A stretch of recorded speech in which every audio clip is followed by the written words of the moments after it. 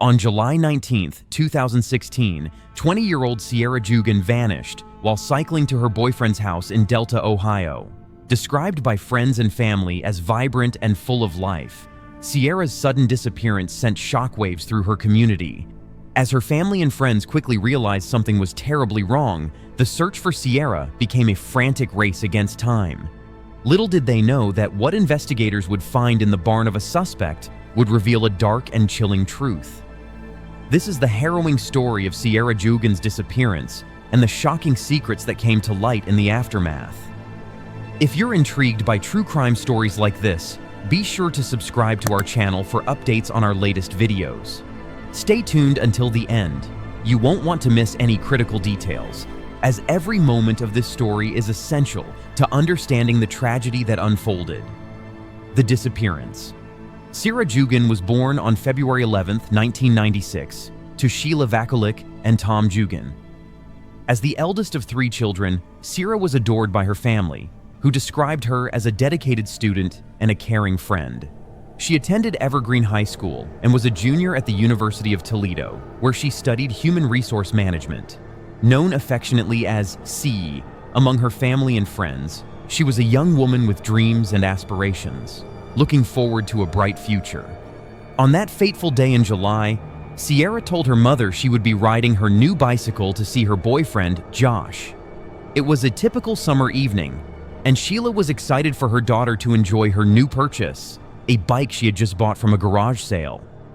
After Sierah left around 5 p.m., Sheila settled in for the evening, thinking nothing of it. However, when she returned home at 9:30 p.m., she noticed Sierra's room was dark, and her heart began to race.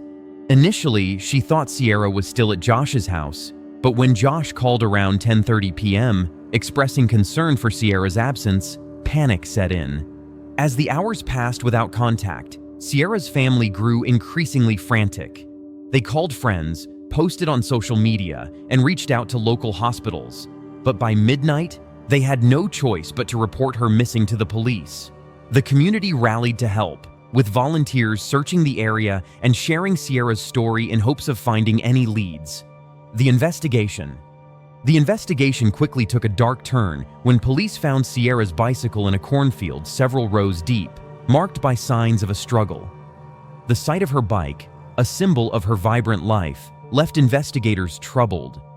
They noted motorcycle tracks nearby, and investigators utilized Sierra's Fitbit and smartphone, which had pinged in a location miles away from where her bicycle was discovered. Despite efforts from the FBI and the promise of rewards between $25,000 and $100,000 for information leading to Sierra's recovery, leads were scarce. Josh, her boyfriend, became an immediate focus for investigators. His timeline of events raised suspicion, as he claimed they parted ways around 6:43 p.m. and could not reach her afterward. Meanwhile, the search area expanded as police and volunteers combed through cornfields, wooded areas, and nearby neighborhoods, desperately hoping for any sign of Sierra. The urgency intensified when officers discovered disturbing evidence in the cornfield. Alongside Sierra's bike, they found bloodstains and personal items scattered around, including her green sock and an orange-handled screwdriver, both with blood on them. These grim discoveries led police to believe that Sierra had been the victim of a violent crime, and that her life may have been taken by someone who had planned the attack. The suspect, James Worley. As days turned into weeks without answers, the FBI turned their attention to known violent offenders in the area. They identified James Worley, a man living on a property with multiple barns and a checkered past. Worley had a history of minor criminal activity, including previous charges for menacing and attempted sexual assault. When investigators approached him, Worley became defensive, stating, "I'm not out here killing chicks." However, he permitted them to search his property, where the true horror of Sierra's fate would begin to unravel. Inside one of the barns, investigators noticed disturbed soil and discovered a green crate covered in chicken wire. The crate, opened during the investigation, contained lingerie and a pair of blood-stained underwear, deepening the mystery surrounding Sierra's disappearance. This discovery led to a deeper search of Worley's property. revealing items that suggested a far more sinister reality. The search of Worley's property. Following his initial questioning, investigators secured a search warrant and explored every corner of Worley's expansive property. In the north barn, police discovered a room concealed behind stacked straw hay bales. There, they found an adult diaper garbage bag, a roll of black duct tape, and a piece of white rope. In a shocking find, a large freezer was discovered buried in the floor, lined with carpet. The green crate, which detectives had previously examined, was fully opened, revealing an array of unsettling items. A roll of clothesline, adult diapers, latex gloves, women's clothing, a pink sex toy, bloody underwear, and duct tape with straw, dirt, and hair attached to it. Each item served as a chilling piece of evidence that painted a horrific picture of Sierra's potential fate.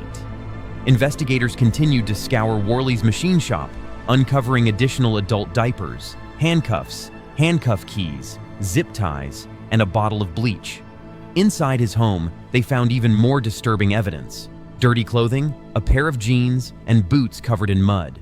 Worley had two vehicles, a green Dodge Dakota and a red Chevrolet pickup truck, and despite the dry weather, the bed of the red truck was wet. Inside, police discovered pepper spray, a black ski mask, a roll of duct tape, and 7 24-inch zip ties. The accumulation of these findings led investigators to believe that James Worley was not only a suspect in Sierra's disappearance, but potentially a serial offender. The fate of Sierra Jugan. James Worley maintained his innocence throughout the investigation, claiming that the items found were part of a film project he was developing. However, police discovered a freezer that reeked of bleach, indicating it had been cleaned. Tragically, Sierra's body was found on July 22, 2016, in a shallow grave, just a few miles from where she had last been seen. The autopsy revealed that she had suffered a blunt force trauma to the head, indicating that she had been struck with a motorcycle helmet. Additionally, evidence suggested that she had been suffocated with a dog toy, leading investigators to believe she had endured a horrific and violent end. Arrest and conviction. On the same day Sierra's body was recovered, James Worley was arrested and charged with her kidnapping and murder. By August 15th, he faced 17 charges, including aggravated murder and kidnapping. The state sought the death penalty, and his trial began in March 2018. The prosecution presented a mountain of evidence, including forensic analysis and testimonies that painted a damning picture of Worley's actions. The trial captivated the community and drew significant media attention as Sierra's family fought for justice. Just days after the trial concluded, the jury returned with a guilty verdict, recommending the death penalty for Worley. On April 16, 2018, he was sentenced to death. Despite his conviction, Worley has attempted multiple appeals, all of which have been rejected. His execution was initially scheduled for June 3, 2019, but has since been postponed, with a new execution date set for May 20, 2025. Conclusion. The story of Sierra Jugan is one of tragedy, resilience, and the quest for justice. Her family and community have endured unimaginable pain, but they continue to fight for justice in her name. The horrifying discoveries made during the investigation into her disappearance revealed a dark underbelly that no one expected. Sierra's loved ones have honored her memory by advocating for other victims and raising awareness about the dangers young women face. In the wake of this tragedy, Sierra's family established the Sierra Jugan Foundation, aiming to promote safety and awareness in communities. Through this organization, they work tirelessly to prevent such tragedies from happening to others and ensure that Sierra's legacy lives on. Thanks for getting to the end of the video. Please don't forget to like, share, and subscribe to this channel if you're looking forward to watching more of our content. Please also tell us what you think about this video in the comment section below. See you at the next video.